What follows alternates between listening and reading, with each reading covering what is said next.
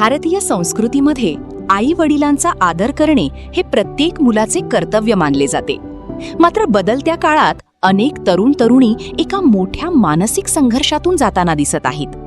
कुटुंबाचा मान राखायचा की स्वतःच्या आयुष्याबाबत योग्य निर्णय घ्यायचा या द्विधा मनस्थितीत अनेक जण अडकले आहेत.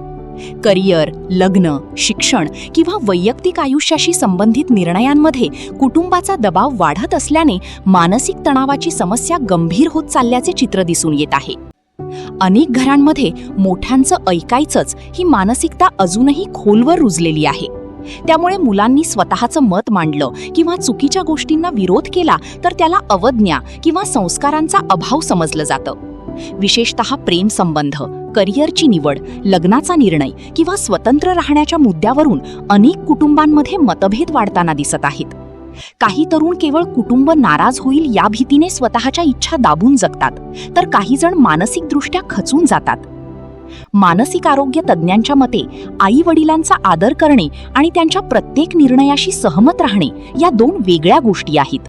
चुकीच्या गोष्टींना शांतपणे आणि आदरपूर्वक विरोध करणे हा देखील व्यक्तीचा अधिकार आहे.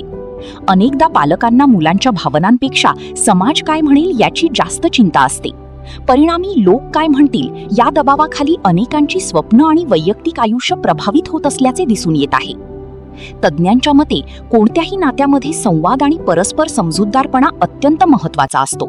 पालकांनी मुलांचं म्हणणं समजून घेणं आणि मुलांनीही संयमाने आपली बाजू मांडणं गरजेचं आहे. आदर म्हणजे स्वतःच्या भावना दाबून जगणं नव्हे, तर दोन्ही पिढ्यांनी एकमेकांचा दृष्टिकोन समजून घेणं हेच निरोगी नात्याचं लक्षण असल्याचे मत व्यक्त केले जात आहे.